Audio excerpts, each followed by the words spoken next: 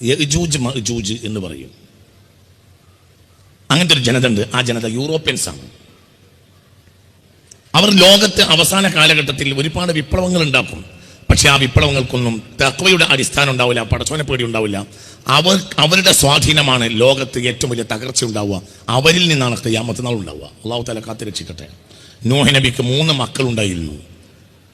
പ്രളയത്തിന് ശേഷം ആ 3 മക്കളാണ് ലോകത്ത് സിവിലൈസേഷൻസ് അഡ്വാൻസ് ചെയ്തിട്ടുള്ളത്.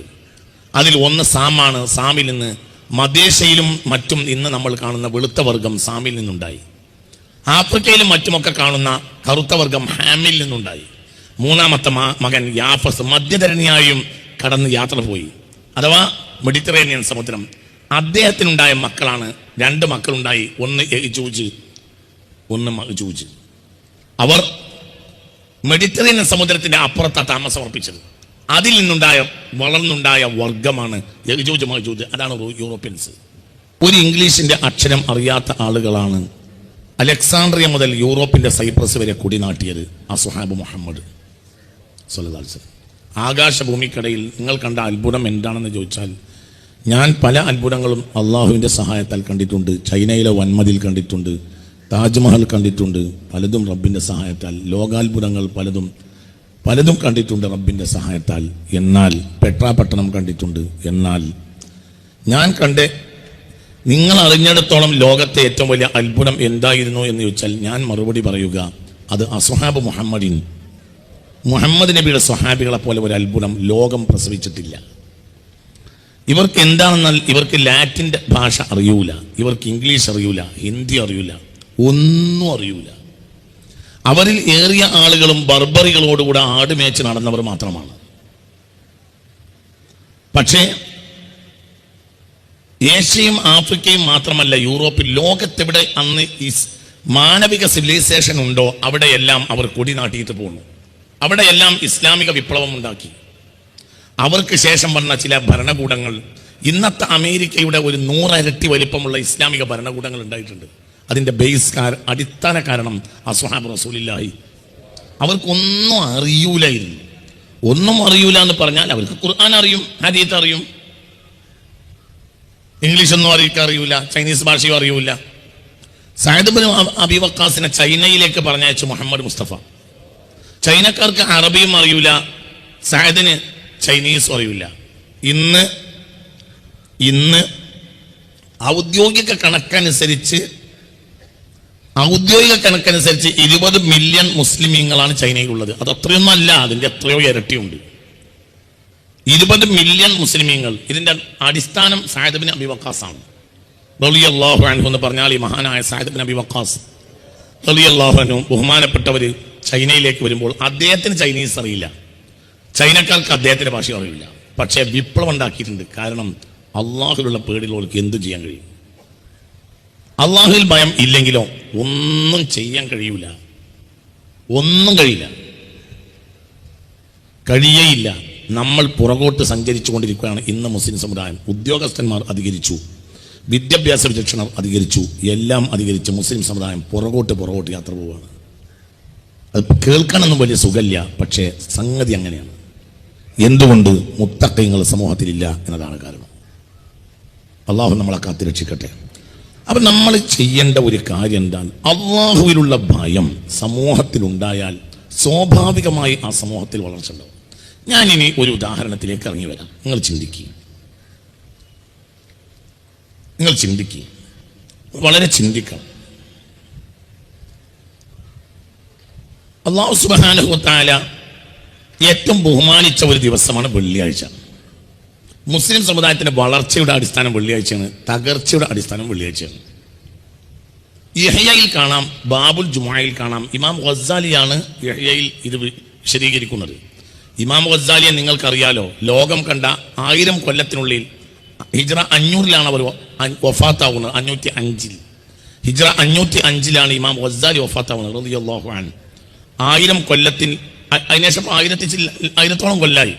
എന്നിട്ട് ഇന്ന് വരെ ഈ 1000-ഓളം കൊല്ലത്തിന്റെ ഉള്ളിൽ ലോകത്ത് ഇങ്ങനെ ഒരു മുസ്ലിം സമുദായത്തിൽ ഇങ്ങനെ ഒരു ആൺകുട്ടി ഉണ്ടായിട്ടില്ല. അത്രയും വലിയ ആളാണ് ഇമാം ഗസ്സാലി. ബഹുമാനപ്പെട്ട ഒരു കാര്യങ്ങളെ വിശദീകരിച്ചിട്ട് പറയാണ് അവ്വലു ബിദ്അത്തിൻ ഫിൽ ഇസ്ലാമി തഖീറു ഇത്യാനിൽ ജുമുഅ.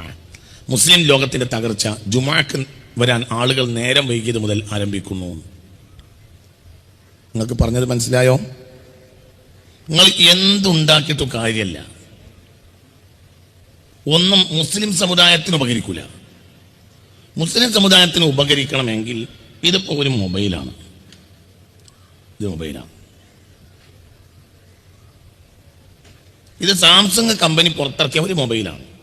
ഞാനും സാദിഖ് അലി തങ്ങളും കൂടെ കഴിഞ്ഞ 2 മാസം മുമ്പ് ദുബായി പോയപ്പോൾ ഒരാൾ എനിക്കും തങ്ങൾക്ക് ഓരോ മൊബൈലാണ്. അതങ്ങനെ കിട്ടിയ ഒരു മൊബൈലാണ്. ഇത് തരുമ്പോൾ ഇതിന്റെ പാക്കിന്റെ ഉള്ളിൽ ഇതിന്റെ ഒരു കാറ്റലോഗ് കൂടി ഉണ്ടായിരുന്നു. എന്തിനാണ് ഈ കാറ്റലോഗ് എന്ന് ചോദിച്ചാൽ, ആ കാറ്റലോഗ് നോക്കിയിട്ടാണ് ഇതിന്റെ ഓപ്ഷൻസ് ഒക്കെ നമ്മൾ പ്രവർത്തിപ്പിക്കേണ്ടത്. എന്നാൽ പരമാവധി നമുക്കത് കൂടുതൽ കാലം, മനസ്സിലാവണില്ലേ പറഞ്ഞത്, ഉപയോഗിക്കാൻ കഴിയും. അതെങ്ങനെ ഉപയോഗിക്കണം, എவ்விதമായിരിക്കണം, എങ്ങനെ ആകരുത്, എങ്ങനെ ആവണം, എത്ര മണിക്കൂർ ചാർജിലിടണം, എത്ര മണിക്കൂർ ചാർജ് ഏറരുത് കുറയരുത്, ഇതൊന്നും തീരുമാനിക്കാനുള്ള അവകാശം എനിക്കില്ല. അതിന്റെ അവകാശം ഇതുണ്ടാക്കിയ കമ്പനിക്കാണ്. അങ്ങനെ തന്നെയല്ലേ? എന്താ മനുഷ്യന്മാര്, നിങ്ങളൊരു അന്തം വിട്ട് നോക്കുന്നതന്നെ. എനിക്കെന്തോ പറ്റിയോ പറയുന്നത് മനസ്സിലാവണില്ലേ? എൻ്റെ കൂടെ വരി. ഞാൻ അങ്ങനെ ഒരു എന്താ പറയുക, അങ്ങനെ ഒരു കൃത്യമായ സാഹിത്യ ഭംഗിയുള്ള പ്രഭാഷകനൊന്നുമല്ല. ഒരു ഏറനാടൻ ഗ്രാമീണൻ, ഭാഗ്യത്തിനോ ഭാഗ്യക്കേടിനോ പ്രസംഗകനായി എന്നേ ഉള്ളൂ. അതെങ്ങനെ ആയിന്ന് പോലും എനിക്കറിയൂല. നിങ്ങൾ വളരെ ചിന്തിക്കണം ഈ പറയുന്നത്. നിങ്ങൾ ചിന്തിക്കും, ഇത് ആ കാറ്റലോഗ് അനുസരിച്ച്, അതായത് പരമാവധി ലാസ്റ്റ് ചെയ്യാനും പരമാവധി അതിന്റെ ഗുണം ഇതിന്റെ ഉപഭോക്താവിന് കിട്ടാനും വേണ്ടിയാണ് ഈ കാറ്റലോഗിൽ ഈ നിയമങ്ങളൊക്കെ വെക്കുന്നത്. എങ്കിൽ ഈ കാണുന്ന മെഷീന്റെ സംവിധായകൻ അള്ളാഹുവാണ്. ആ അള്ളാഹു ഇതിനെ പ്രവർത്തിപ്പിക്കാൻ വേണ്ടി ഇറക്കി തന്ന കാറ്റലോഗാണ് ദീനുൽ ഇസ്ലാം. നിങ്ങൾക്ക് പറഞ്ഞത് മനസ്സിലായോ? കൂടുതൽ വർത്തമാനം പറയേണ്ട ആവശ്യമില്ല. കഴിഞ്ഞ് കൂടുതൽ വർത്തമാനം പറയേണ്ട ആവശ്യമില്ല. നിങ്ങൾ സാർത്ര ചിന്തിക്കും പോലെ ചിന്തിക്കണ്ട, ഫ്രോയിഡ് ചിന്തിക്കും പോലെയും ചിന്തിക്കണ്ട. അവരൊക്കെ പരാജയപ്പെട്ടു പോയ ജനതയാണ്. അവർ ആരാണെങ്കിലും, ആൽബർട്ട് ഐൻസ്റ്റീൻ ആണെങ്കിലും അവരെയൊക്കെ ഖുർആൻ യജൂജ് മഅജൂജ് എന്ന് പറയും. അങ്ങനത്തെ ഒരു ജനത ഉണ്ട്. ആ ജനത യൂറോപ്യൻസ് ആണ്. അവർ ലോകത്ത് അവസാന കാലഘട്ടത്തിൽ ഒരുപാട് വിപ്ലവങ്ങൾ ഉണ്ടാക്കും. പക്ഷെ ആ വിപ്ലവങ്ങൾക്കൊന്നും തഖ്വയുടെ അടിസ്ഥാനം ഉണ്ടാവില്ല, പടച്ചോനെ പേടി ഉണ്ടാവില്ല. അവരുടെ സ്വാധീനമാണ് ലോകത്ത് ഏറ്റവും വലിയ തകർച്ച ഉണ്ടാവുക. അവരിൽ നിന്നാണ് ഖിയാമത്ത് നാൾ ഉണ്ടാവുക. അള്ളാഹു തആല കാത്തുരക്ഷിക്കട്ടെ. നൂഹ് നബിക്ക് 3 മക്കളുണ്ടായിരുന്നു. പ്രളയത്തിന് ശേഷം ആ 3 മക്കളാണ് ലോകത്ത് സിവിലൈസേഷൻസ് അഡ്വാൻസ് ചെയ്തിട്ടുള്ളത്. അതിൽ ഒന്ന് സാമാണ്. സാമിൽ നിന്ന് മധ്യേഷ്യയിലും മറ്റും ഇന്ന് നമ്മൾ കാണുന്ന വെളുത്ത വർഗം സാമിൽ നിന്നുണ്ടായി. ആഫ്രിക്കയിലും മറ്റുമൊക്കെ കാണുന്ന കറുത്ത വർഗം ഹാമിൽ നിന്നുണ്ടായി. 3ാമത്തെ മകൻ യാഫസ് മധ്യധരണിയായും കടന്ന് യാത്ര പോയി, അഥവാ മെഡിറ്ററേനിയൻ സമുദ്രം.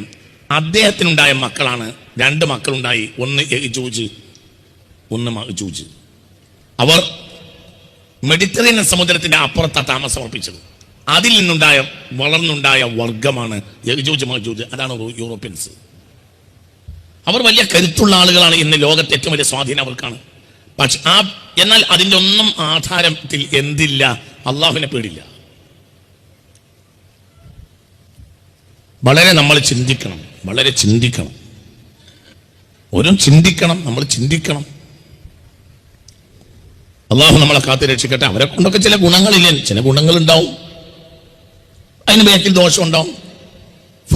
ഫുരുടാൻ വെച്ചിട്ട്, വാഴക്കന്ന് വെച്ചിട്ട് പിന്നെ അതിൽ വാഴക്കൊല ഉണ്ടായാൽ, ആ നേന്ത്രവാഴ കഴിച്ചാൽ വയറ് നിറയില്ലേ? വയററിയും, പക്ഷെ ബാക്കിൽ ക്യാൻസർ ഉണ്ടാവും. നിങ്ങളിവിടെ ഉണ്ടോ? നിങ്ങൾ സ്ഥലത്തുണ്ടോ? നിങ്ങളിവിടെ ഉണ്ടോ? നിങ്ങളിപ്പോൾ ഇവിടെ സ്ഥലത്തുണ്ടോ? നിങ്ങൾക്ക് പറഞ്ഞത് മനസ്സിലായോ? നിങ്ങൾ ചിന്തിക്ക്. അതിന്റെ ദോഷവും അതിന്റെ ചില ഗുണങ്ങൾ ഉണ്ടാവും, അതേസമയം ദോഷം ഉണ്ടാവും. ഫുരുട്ടാൻ കലക്കിയിട്ടുള്ള വെള്ളം ഒരാൾ ദാഹത്തിനാണ് കുടിച്ചു, ദാഹം മാറൂലേ? പറയും മനുഷ്യന്മാരെ, ഫുരുട്ടാൻ കലക്കിയിട്ട് ഒരാൾ വെള്ളത്തിൽ കലക്കിയിട്ട് ദാഹിച്ചപ്പോൾ കുടിച്ചു, ദാഹം മാറൂലേ? ദാമാവും, പക്ഷെ വല്ലാതെ നേരം പിന്നെ ബാക്കിയുണ്ടാവില്ല. ഇതാണ് യൂറോപ്യൻ സംസ്കാരം. അവരോട് നിങ്ങൾ ചാണിന് ചാണായും ചെരുപ്പിന് ചെരുപ്പായും പിൻപറ്റുമെന്ന് മദീനത്ത് ഉള്ള വലിയൊരു മനുഷ്യൻ പറഞ്ഞിട്ടുണ്ട്, മുഹമ്മദ്. ആ മനുഷ്യനാണ് നമ്മുടെ നേതാവ്. നമ്മുടെ നേതാവ് ഫ്രോയിഡ് അല്ല, സാർത്ര അല്ല, ഐൻസ്റ്റീൻ അല്ല. നമ്മുടെ നേതാവ് മുഹമ്മദാണ്. ആ മുഹമ്മദിനെ അള്ളാഹ് ഇറക്കി കൊടുത്തതാണ് 6000 ചില്ലാനം ആയത്തുകൾ. അതാണ് നമ്മുടെ കാറ്റലോഗ്. അത് നമ്മൾ മനസ്സിലാക്കണം. നമുക്കിതൊന്നും ഉണ്ടായിരുന്നില്ല. അള്ളാഹുവിൽ ഭയം ഉണ്ടായിരുന്നു. അന്ന് നമ്മളെ പേടിക്കാത്ത ഒരാൾ ലോകത്തുണ്ടായിരുന്നില്ല. ഇന്ന് നമുക്ക് എല്ലാം ഉണ്ട്, പക്ഷെ നമുക്ക് ഒന്നുമില്ല. 4 മാപ്പിളാർ കൂടിയാൽ ഇന്ന് വേറുള്ളവർ നമ്മളെ എന്തെങ്കിലും ചെയ്യുമെന്നല്ലാത്തൊരു വർത്താനം ഇപ്പൊ പറയാറേ ഇല്ല. 4 മാപ്പിളാർ ഒരു തീന്മേശമ കൂടിയാൽ പോലും പറയുക നമ്മളല്ലാത്തവരുടെ വളർച്ചയും നമ്മുടെ പരാജയമാണ്. എന്തേ അങ്ങനെ തന്നെ അല്ലേ? അതല്ലാതെ എന്താണ് മാപ്പിളാർക്ക് ഇപ്പൊ പറയാനുള്ളത്? 4 മാപ്പിളാർ ഒരു സ്ഥലത്ത് ഒരുമിച്ച് കൂടിയാൽ, ഒരു കല്യാണത്തിന്റെ ഭക്ഷണ മേശക്ക് വരും 4 മാപ്പിളാർ കൂടിയിരുന്നാൽ ഇപ്പോൾ പറയാനുള്ള വർത്തമാനം നമ്മളല്ലാത്തവർക്കുണ്ടായ വളർച്ചയും നമ്മൾക്കുണ്ടായ നിന്ദ്യതയുമാണ്. എന്നാലോ എന്ത് നിന്ദ്യത നമുക്കുണ്ടായത്? നമുക്ക് എല്ലാ വിദ്യാഭ്യാസത്തിലും വളർച്ച വികാസം ഉണ്ടായിട്ടുണ്ട്.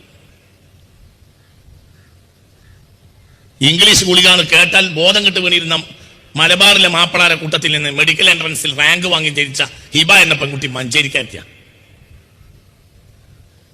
നമുക്ക് എന്താ ഉണ്ടാവേണ്ടത്? ഇതൊന്നും ബാപ്പക്കയുടെയും മറ്റും കാലത്ത് നമുക്കില്ല. ഇന്ന് നമുക്കെല്ലാം ഉണ്ട്, പക്ഷെ നമുക്കൊന്നുമില്ല. എന്തല്ലാതെ പോയത്? പടച്ചോനെ പേടില്ല. അള്ളാഹു നമ്മളെ നയിച്ചാലേ നമുക്ക് മുന്നോട്ട് പോകാൻ കഴിയുള്ളൂ. നമ്മൾ വേറൊരു സംഘടനയെ പോലെ അല്ല, നമ്മൾ മുഅ്മിനീങ്ങളാണ്. മുഅ്മിൻ അല്ലാത്തവരെ ഒക്കെ ശൈത്താൻ സഹായിക്കും, മുഅ്മിനെ സഹായിക്കൂല.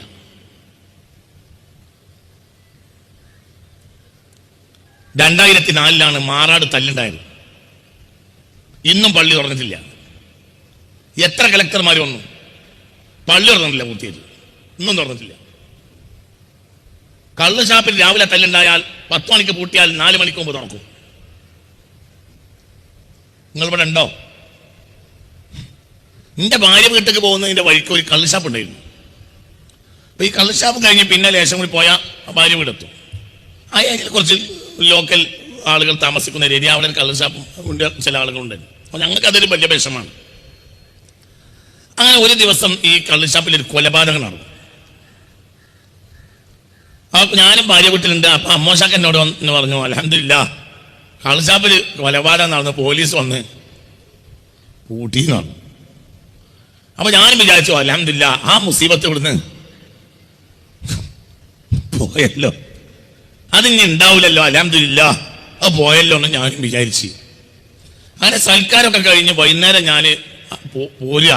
അപ്പൊ ഫുള്ള് ആളുകളെ വിളിച്ച് വലിയ ആയത്തിലാ. 4 മണിക്ക് മുമ്പ് വന്ന് മാറാട് പള്ളിയിൽ ഒരു കൊലപാതകവും നടന്നിട്ടില്ല. പ്രശ്നത്തിൽ അകപ്പെട്ട ചില ആളുകൾ അവിടേക്ക് ഓടിപ്പാഞ്ഞു കയറി, ചില ആളുകൾ ഇത്രയേ ഉള്ളൂ. പള്ളിയിൽ നിന്ന് ഒന്നും നടന്നിട്ടില്ല എന്ന് പോലീസിനും അറിയാം, പട്ടാളത്തിനും അറിയാം, ജുഡീഷ്യറിക്കും അറിയാം, ഭരണകൂടത്തിനും അറിയാം, എല്ലാവർക്കും അറിയാം. പക്ഷെ പള്ളി ഇറങ്ങുന്നില്ല. കാരണം പള്ളി പൂട്ടുന്നതിലാണ് ഇബ്ലീസിന് താല്പര്യം, കള്ള് ഷാപ്പ് തുറക്കുന്നതിലാണ് ഇബ്ലീസിന് താല്പര്യം. ഇബ്ലീസ് ഒരാളാണെങ്കിലും വലിയ ആളാ.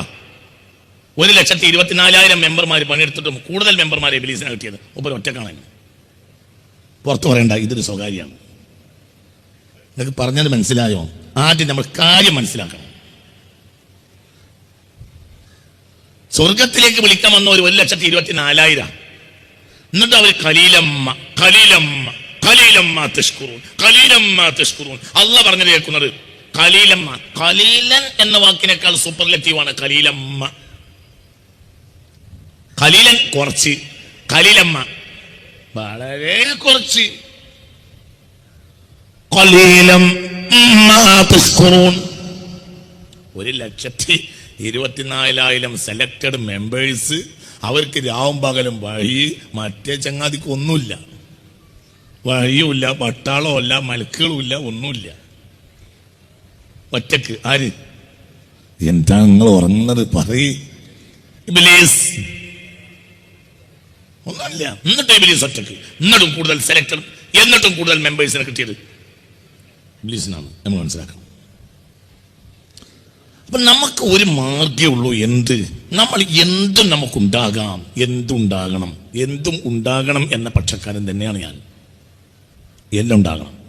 ഒരു ബാർബർ ഷാപ്പ് പോലും ഒരു മുസ്ലിമീങ്ങൾ നാട്ടിലില്ലെങ്കിൽ അതിൽ മുസ്ലിമീങ്ങൾ കുറ്റക്കാരാകും എന്ന് വിശ്വസിക്കുന്ന ഒരാളാണ് ഞാൻ. എന്തുകൊണ്ട്? ഒരു ബാർബർ പണിയെടുക്കുമ്പോൾ അത് ബിസ്മില്ലാഹി റഹ്മാനിർ റഹീം എന്ന് ചൊല്ലിയിട്ട് വലത്തെ ഭാഗത്ത് കത്തി വെച്ച് തുടങ്ങുന്ന ഒരാളായാൽ അതിൻ്റെ സുന്നത്ത് വീടാ. നിങ്ങൾക്ക് പറഞ്ഞത് മനസ്സിലായോ? അത് ബാക്കി എന്ത്? സ്കൂളും മദ്രസയും ഒന്നാമത്തെ ബാർബർ ഷാപ്പ് പോലും ഒരു ഫർള് കിഫായ അമല. പക്ഷെ എല്ലാത്തിൻ്റെയും അടിസ്ഥാനം പഠിച്ചാണ് പേടിയാണ്. ഇമാം ഗസാലി റളിയല്ലാഹു അൻഹു പറയാണ്, മുസ്ലിം ലോകത്തിന്റെ തകർച്ചയുടെ അടിസ്ഥാനം വെള്ളിയാഴ്ചയെ നിസ്സാരപ്പെടുത്തിയതാണ്. മാതൃക മഹല്യ സംവിധാനത്തിൽ ഒന്നാമതായി ലെവലാക്കേണ്ടത് പഴയകാല വെള്ളിയാഴ്ചകളിലേക്ക് നമ്മുടെ വെള്ളിയാഴ്ച മടങ്ങിപ്പോകും. പിന്നെ ബാക്കിയൊക്കെ അള്ളാഹു തോന്നിപ്പിച്ചു തരും. എല്ലാം കൂടെ നമ്മളിപ്പോൾ തോന്നണ്ട, അവസരോചിതം തോന്നിപ്പിക്കും. ആര് പറയും? മനുഷ്യന്മാരെ. ആര്? അള്ളാഹു. നമ്മൾ പറഞ്ഞ പണിയെടുത്തു, പിന്നെ അവസരോചിതം അള്ളാഹു തോന്നിപ്പിക്കും. ഇത് മഹലിന്റെ നമ്മളുടെ അവസ്ഥ എന്താ? എല്ലാവരും ആരും പ്രത്യേകിച്ച് ആലോചിക്കണ്ട, നമ്മളെ പറ്റി ആലോചിക്കുക, ഓരോരുത്തരെ പറ്റി ആലോചിക്കുക.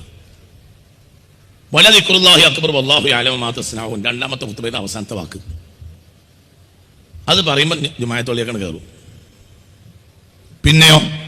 പിന്നെ രണ്ടാമത്തെ സലാം കിട്ടിയാൽ ഇത് പോലും ചെയ്യും. ആകെ കിട്ടുന്ന ലാഭം ചെരുപ്പ് കട്ടുപോകില്ല എന്നുള്ളതാണ്. ഇന്നത്തെ ജുമാകൾക്കുള്ള ലാഭം ചെരുപ്പ് കട്ടുപോകില്ല.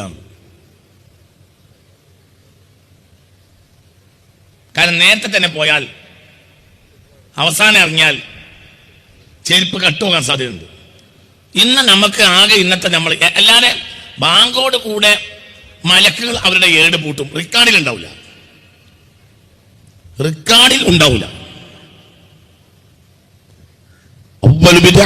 ഇസ്ലാം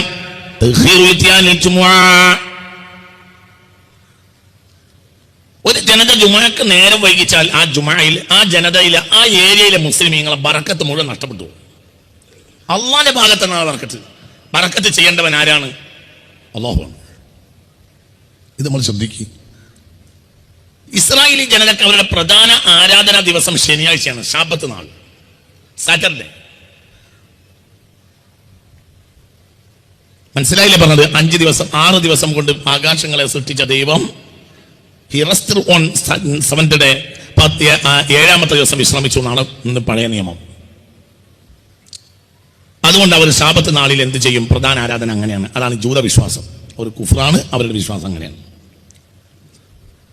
അപ്പോൾ നമ്മൾ ചിന്തിക്കുക, ഈ ശനിയാഴ്ച, പക്ഷെ ആ ശനിയാഴ്ചകളിൽ അല്ലാഹു സുബ്ഹാനഹു വ തആല അവർക്ക് എന്ത് ചെയ്തു? അവർക്ക് തൊഴിൽ ഹറാമാക്കി. ഒരു പണിയെടുക്കാൻ പാടില്ല. ശനിയാഴ്ച അവർക്ക് ഒരൊറ്റ പണിയുള്ളൂ. എന്ത്? ആരാധനാലയങ്ങളിൽ പൊതു ആരാധനയിൽ പങ്കെടുക്കുക. നമുക്ക് തൊഴിൽ ചെയ്യുന്നത് ഹറാം ഒന്നുമല്ല. പക്ഷേ എത്ര നേരത്തെ ജുമാക്ക് പോകുന്നോ അത്രയും ഇലാഹിന്റെ പൊരുത്തം ആ വ്യക്തിയിലും ആ സൊസൈറ്റിയിലും ഉണ്ടാവും. എനിക്ക് ഓർമ്മ വെച്ച കാലം മുതലേ എന്റെ നാട്ടിലെ അവസ്ഥ എന്താന്ന് പറഞ്ഞാൽ പീടിക തുറക്കൂല. എന്റെ നാട്ടിലെ അവസ്ഥ പീടിക തുറക്കൂല. ചായപ്പീടിക മാത്രം ഒരു 9 മണി വരെ തുറക്കും. പലചരക്ക് കടകളൊന്നും തുറക്കൂല, മറ്റൊന്നും തുറക്കൂല. എന്ന് വെള്ളിയാഴ്ച സ്ഥാപനങ്ങളൊക്കെ തുറക്കാം. പിന്നെ അന്നക്കാല പ്രധാനപ്പെട്ട ആൾക്കാലത്തെ ഒരു തൊഴിൽ ഒന്നീ ചെറിയ കച്ചവടം, പിന്നെ കൃഷിപ്പണി. കന്നിന്റെ പുറത്ത് നുകം വെക്കൂല. എന്ന് വെള്ളിയാഴ്ച യൗമുൽ ജുമുഅ യഫ്സഉഹു മൻ ഫിസ് സമാവാത്ത്. ഞങ്ങൾക്ക് അടിത്തറ പറഞ്ഞു തരികയാണ്. ഇവിടെ നിങ്ങൾക്ക് പോയാൽ രക്ഷപ്പെടും. വഴിയാണല്ലോ കാണിച്ചു തരുന്നത്. നിങ്ങൾക്ക് പറഞ്ഞത് മനസ്സിലായില്ലേ? പാളം തെറ്റിയാൽ വണ്ടിയെ പിടിച്ച് പാളത്തിലാക്കി കൊടുത്താൽ മതി. ഇനി അങ്ങനെ റോട്ടിൽ പോവാം. ഇപ്പോൾ നമ്മൾ പാളം തെറ്റി ഓടുന്ന വണ്ടിയാണ്, പാളത്തിൽ കയറണം. ഇതാണ് ഒന്നാമത്തെ വിഷയം. ഇത് എല്ലാ മഹല്ലുകളിലും ഇതൊന്നും മനുഷ്യനൊരു പ്രശ്നമേ ഇല്ല. പഴയകാല മുസ്ലിമീങ്ങളെ അവസ്ഥ എന്താണ്? പഴയകാല മുസ്ലിമീങ്ങളെ അവസ്ഥ, അവർ വെള്ളിയാഴ്ച ഇങ്ങനത്തെ കാര്യങ്ങളൊന്നും ഏർപ്പെടില്ല, ഒന്നും ഉണ്ടാവില്ല. ഏതുവരെ? ജുമുഅ വരെ. ജുമുഅ കഴിഞ്ഞാലോ ഒരു കച്ചവട സ്ഥാപനം തുടങ്ങാൻ ഏറ്റവും ബറക്കത്ത് എപ്പോഴാ? വെള്ളിയാഴ്ച. ജുമുഅ കഴിയാൻ ഷട്ടറാണ് വെക്കുക. ഫൈദാ ഖുദിയത്തി സ്വലാത്തു ഫന്തശിറു ഫിൽ അർദി വബ്തഗു മിൻ ഫളില്ലാ. ജുമുഅ കഴിഞ്ഞാൽ പോയിക്കോളൂ, അള്ളാഹിന്റെ ഫളിന് വേണ്ടി തേടിക്കോളൂ, കിട്ടും. അള്ളാഹ് തന്നെ പറഞ്ഞാണ്. പിന്നെ കച്ചവടം തുടങ്ങിക്കോളൂ. മനസ്സിലായി പറഞ്ഞു. ഫൈദാ ഖുദിയത്തി സ്വലാത്തു ഫന്തശിറൂ ഫിൽ അർളി വബ്തഗൂ മിൻ ഫളിലില്ലാ. വെള്ളിയാഴ്ച ജുമാ ദിവസം അത് പ്രധാന മഹലിന്റെ കേന്ദ്രം പള്ളിയാണല്ലോ. പള്ളിയിലെ പ്രധാന ആരാധന എന്നാ പറയും മനുഷ്യന്മാരെ? എന്നാ? വെള്ളിയാഴ്ച. വെള്ളിയാഴ്ച എല്ലാവരും നേരത്തെ വരാൻ തുടങ്ങിയാൽ ആ മഹലിലുണ്ടാവും. എല്ലാവരും നേരത്തെ വരിക. നേരത്തെ വരുമ്പോൾ സ്വാഭാവികമായി അള്ളാഹു അവരിലേക്ക് ഇങ്ങനെ തോന്നിപ്പിക്കുന്നവൻ നമ്മളല്ല. ആരാണ്? അള്ളാഹു ആണ്. പിന്നെ എന്ത് തോന്നിപ്പിക്കുന്ന പറയേണ്ട ആവശ്യമില്ല. അള്ളാഹു തോന്നിപ്പിക്കും. അള്ളാഹു തോന്നിപ്പിക്കും. ചിന്തിക്ക്. രാജ്യം ഭരിച്ച ഭരണാധികാരി തെമ്മാടിയായിരുന്നു. അയാള് കതിർക്കുലകളെ പശുക്കൾ തിന്നുന്നതായി സ്വപ്നം കണ്ടപ്പോൾ ഒന്നും മനസ്സിലായില്ല. പിന്നെ യൂസുഫിനോട് പറഞ്ഞു അലൈഹിസ്സലാം സ്വപ്ന വ്യാഖ്യാനത്തിന്. യൂസുഫ് വ്യാഖ്യാനം പറഞ്ഞു കൊടുത്തു അലൈഹിസ്സലാം. എന്താ വ്യാഖ്യാനം? 7 കതിർക്കുലകൾ 7 ക്ഷേമ വർഷങ്ങളുടെ ഉദാഹരണമാണ്. കതിർക്കുലകളെ 7 പശുക്കൾ തിന്നുന്നത് 7 ക്ഷാമവർഷങ്ങളുടെ പ്രതീകമാണ്. മൊത്തം ഇമ്പോർട്ടന്റ് ആയ 14 വർഷം വരാൻ പോകുന്നുണ്ട്. 7 വർഷം നല്ല കൃഷി ഉണ്ടാവും. പിന്നെ 7 വർഷം ഭൂമിയിലേക്ക് മഴയോട്ട് പെയ്യില്ല, ഭയങ്കര പ്രയാസം ഉണ്ടാവും. അപ്പോൾ ഈ കാലത്തെ കളപ്പുരകളിൽ ശേഖരിച്ചു കൂട്ടി അടുത്ത കാലത്ത് റേഷൻ ചെയ്യണം. ഈ സംവിധാനം ഉണ്ടാക്കണം. ഇതോടുകൂടെ വിയർത്തുപോയി ആര്? രാജാവ്. രാജാവിന് എന്താന്നൊരു നിശ്ചയമില്ല. രാജാവിനൊന്നും നിശ്ചയമില്ല. അപ്പോൾ യൂസുഫ് പറഞ്ഞു പേടിക്കണ്ട, അവസരോചിത എല്ലാ കാര്യം ഞാൻ ചെയ്തു തരാം. എന്നാ യൂസുഫ് എവിടെയെങ്കിലും പോയിട്ട് രാഷ്ട്രമീമാംസ തത്വങ്ങൾ കേംബ്രിഡ്ജിൽ പോയി പഠിച്ചിട്ടുണ്ടോ? പറയും മനുഷ്യന്മാരെ, ഉണ്ടോ? പറയും മനുഷ്യന്മാരെ, ഉണ്ടോ? ലോകത്തെ എക്കണോമിക്കൽ വിദഗ്ധനാണോ യൂസുഫ്? അല്ല. പിന്നെ യൂസുഫ് ആരാ? അള്ളാന്റെ നിയമം അനുസരിച്ച് ജീവിക്കുന്ന ആളാ. അവസരോചിതം ആര് പറഞ്ഞു തരും? അല്ലാഹു. ഇതാണ് ഒന്നാമത്തെ പാഠം. നാട്ടിലെ എല്ലാവരും കുട്ടികൾക്ക് ഞാൻ പോകട്ടെ. കുട്ടികളെ സംബന്ധിച്ചിടത്തോളം സ്കൂളിലാണ്. ഇനി സ്കൂളിന്റെ അവസ്ഥ തന്നെ എന്താ? ഇന്നല്ലാഹ ലാ യുഗയ്യിറു മാ ബിഖൗമിൻ ഹത്താ യുഗയ്യിറു മാ ബിഅൻഫുസിഹിം. ഇതിനേക്കാൾ മുസ്ലിമുകൾ ന്യൂനപക്ഷമായ കാലഘട്ടത്തിൽ മദ്രസയെ അന്യസമുദായം ബഹുമാനിച്ചിട്ടുണ്ട്. ഇന്ന് മദ്രസയെ അന്യസമുദായം ബഹുമാനിക്കുന്നില്ല എന്ന് മാത്രമല്ല, ചില പ്രധാനപ്പെട്ട ആളുകൾ മദ്രസ ഇല്ലാതാക്കാൻ എങ്ങനെയുണ്ട് വഴി ആലോചിക്കുന്ന ഒരു കാലമാണിത്. ഞാൻ ശശികല ടീച്ചറുടെ പ്രസംഗം ഈ ആഴ്ച കേട്ടു. എല്ലാം കൂടി പറയാൻ എനിക്ക് നേരല്ല. ഞാൻ തരിച്ചു. എന്താ പറയുന്ന പഠിച്ചവന് 10 കൊല്ലം മുമ്പ് നമ്മുടെ നാട്ടിൽ ഇങ്ങനത്തെ ഒരു വാക്ക് പറഞ്ഞിരുന്നെങ്കിൽ പിടിച്ച് ജയിലിടും. അതാണ് ഇപ്പൊ നിർഭയയായിട്ട് ശശികല ടീച്ചർ പറയുന്നത്. അപ്പൊ എന്തുകൊണ്ട് കഴിഞ്ഞു? നമ്മൾ നമ്മുടേതായ ചില കാര്യങ്ങളെ നമ്മൾ നിസ്സാരപ്പെടുത്തിയപ്പോൾ അവർ നിസ്സാരപ്പെടുത്തി. നിങ്ങൾ ചിന്തിക്കുക. 8-9 ക്ലാസ്സുകളിൽ ഞാനാണ് സ്കൂൾ ലീഡർ. എൻ്റെ നാട്ടിൽ 7, 8, 9 ക്ലാസ് ഞാനാണ് സ്കൂൾ ലീഡർ. 7, 8 പഠിക്കുന്ന കാലത്ത് മദ്രസയുണ്ട്, സ്കൂളും ഉണ്ട്, മദ്രസയുണ്ട്. മദ്രസയിലെ ഞങ്ങൾക്കൊരു മൂസ മുസ്ലിയാർ എന്നൊരു ഉസ്താദ് ഉണ്ടായിരുന്നു. അദ്ദേഹം 10 മണി പൂർത്തിയായി അടിച്ചാലേ മദ്രസകൾ ഇറങ്ങാൻ സമ്മതിക്കുള്ളൂ. 10 മണിക്ക് സ്കൂൾ തുടങ്ങും. മൂസ മുസ്ലിയാർക്ക് ഒരു എക്സ്ക്യൂസും ഇല്ല. അത് മൂപ്പർക്ക് ബെല്ലടിച്ചോന്ന് പറയണമെങ്കിലുള്ള പ്രശ്നം ടം ടം ടം ടം എന്ന് പറഞ്ഞാൽ 10ാമത്തെ ടം എന്നും കൂടി കേട്ടാലേ ഇനി അടിച്ചോന്ന് അറിയുള്ളൂ. മനസ്സിലായില്ല? ഈ ഘടികാരം മണി അടിച്ചിട്ട് അവസാനത്തെ ടം കൂടിയാണ് കേട്ടാലേ ഇനി അടിച്ചോന്ന് അറിയാം. പിന്നെ സ്വലാത്തും ചൊല്ലി ദ്വാരം കഴിഞ്ഞ് ഇറങ്ങുമ്പോഴത്തേന് നേരം പോയിക്കും. ഞാനാകട്ടെ സ്കൂൾ ലീഡറാ. അസംബ്ലിയിൽ പ്രതിജ്ഞ ചൊല്ലി കൊടുക്കേണ്ടത് ഞാനാ. പ്രധാനപ്പെട്ട വാർത്തകൾ വായിക്കേണ്ട ആളും ഞാനോ. മദ്രസയിലെ പ്രധാനപ്പെട്ട ആളും അതിന്റെ മുന്നിലുള്ള ആളും അതും ഒന്ന് വിദ്യാർത്ഥികളോട് ഒന്ന് ഞാൻ തന്നെ. നമ്മളിതിന്റെ ഇടയിൽ ചെറുത്താന്റെയും കടലിന്റെ ഇടയിൽ കുടുങ്ങാണ്. പക്ഷെ അതിന്റെ ഇടയിൽ കരുണാകരൻ മാഷ് എന്ന ഒരാളുണ്ടായിരുന്നു. കരുണാകരൻ മാഷ് എന്ത് ചെയ്തു? 10 എന്നുള്ള സമയം 10:30 ആക്കി. സ്കൂൾ ഹെഡ് മാഷ് കരുണാകരൻ മാഷ് 10 എന്നുള്ള സമയം എത്രയാക്കി? 10:30 ആക്കി. 4 അപ്പുറത്തേക്ക് 4:30 ആക്കി. ഒരൊറ്റ മുസ്ലിം അധ്യാപികമാരിൽ ഒരൊറ്റ മുസ്ലിം സ്കൂളിലില്ല. ഇന്ന് ഇഷ്ടം പോലെ മാപ്പിളാരും ടീച്ചർമാരും മാഷന്മാരുണ്ട്. നടക്കൂല. എന്തേ? നമ്മുടെ ഐഡന്റിറ്റിയോട് നമുക്ക് ബഹുമാനമില്ലാതായപ്പോൾ അള്ളാഹു അതിനുള്ള വളർച്ചയും വികാസവും മുരടിപ്പിക്കുകയും അന്യർ അതിനെ നിസ്സാരപ്പെടുത്തുകയും ചെയ്തു. ഇത് വേറെ ആരോ പറഞ്ഞല്ല, റഹ്മത്തുള്ളാന്റെ അനുഭവമാണ്. വീട്ടിൽ പോയി മദ്രസയിലെ ബുക്ക് വെച്ച് ഒരു കഞ്ഞോ എന്തോ കുടിച്ച് പാഞ്ഞ് അവിടെ പോയി കൃത്യമായിരിക്കും. 10:30 ബെല്ലടിക്കും. അസംബ്ലി പ്രതിജ്ഞ ഇതൊക്കെ കൃത്യമായിരിക്കും. കരുണാകര മാഷിന് 10:30 തുടങ്ങും. നിങ്ങൾക്ക് പറഞ്ഞത് മനസ്സിലായില്ലേ? ഇന്ന് നമ്മളെ മദ്രസയുടെ അവസ്ഥ 7 മണിക്ക് നടന്നാൽ 7:30 കുട്ടികൾ എത്തുള്ളൂ. 9 നടന്നാൽ 8:30 പോകും. അതാ ഒരു നിലക്ക് മദ്രസ എന്ന സാധനത്തിന് കെട്ടിടേണ്ട കുട്ടികളില്ല. ഇവിടെ അടുത്തൊരു മഹലില് മദ്രസയുടെ വാർഷികത്തിന് ഇന്നെ പ്രസംഗിക്കാൻ വിളിച്ചു. അപ്പൊ ഞാൻ സ്വാഭാവികമായും സെക്രട്ടറിയോ പ്രസിഡന്റോ ഒത്തിരിട്ടാ ചോദിക്കും, ഇതേ ഞാൻ പ്രത്യേകിച്ച് പറയേണ്ടതുണ്ടോ? അപ്പൊ ഇവിടെ അടുത്ത് മഹലിന്റെ പേര് പറയല് റീബത്തായതുകൊണ്ട് ഞാൻ പറയുന്നില്ല, പറയൂല. ഇനി നിങ്ങളെ മഹലിനെ പറ്റി വേറെ എവിടെയും പറയും, നിങ്ങൾ വേദനവുണ്ട. അപ്പൊ പ്രസംഗം തുടങ്ങുന്നതിന് മുമ്പ് ഞാൻ മദ്രസ സെക്രട്ടറിയോട് ചോദിച്ചു, അല്ല പ്രത്യേകിച്ച് എന്തെങ്കിലും പറയേണ്ടതുണ്ടോ? അപ്പോൾ മൂപ്പര് പറഞ്ഞേ, മദ്രസയൊന്നും കുട്ടികളില്ല, നിങ്ങൾ നന്നായി എന്ന് പറയുന്നതാണ്.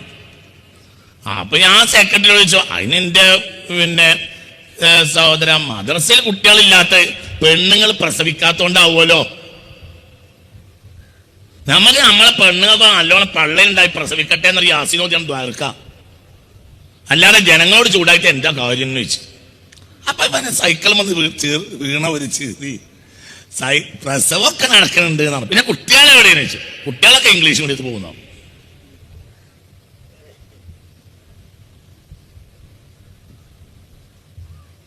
കുട്ടികൾ ഉണ്ടായിട്ടില്ലെങ്കിൽ മൂല്യരോട് ഒന്ന് പറയും.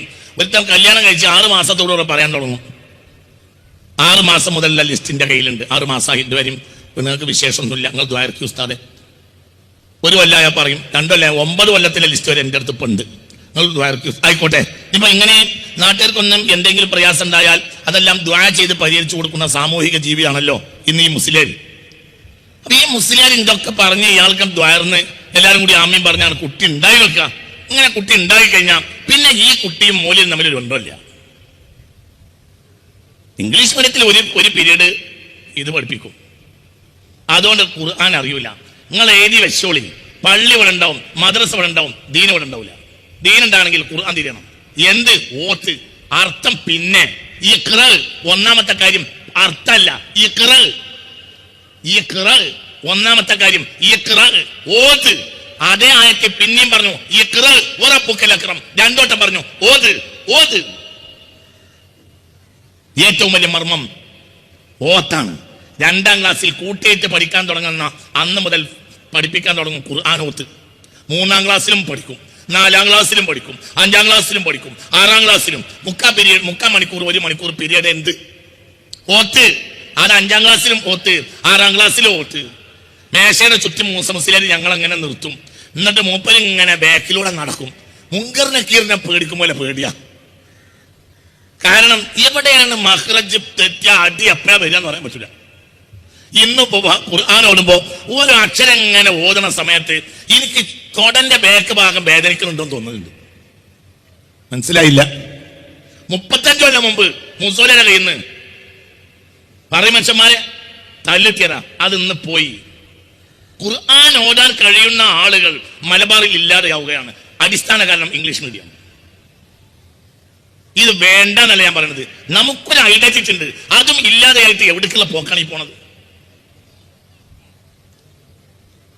നമ്മൾ നമ്മുടെ അടിത്തറയെ നിസാരവൽക്കരിച്ചാൽ പിന്നെ അതിനിവിടെ മുന്നോട്ട് പോകാൻ കഴിയില്ല. അപ്പോൾ ഇത് വളരെ ഞങ്ങൾ ചിന്തിക്കണം നമ്മളെല്ലാവരും.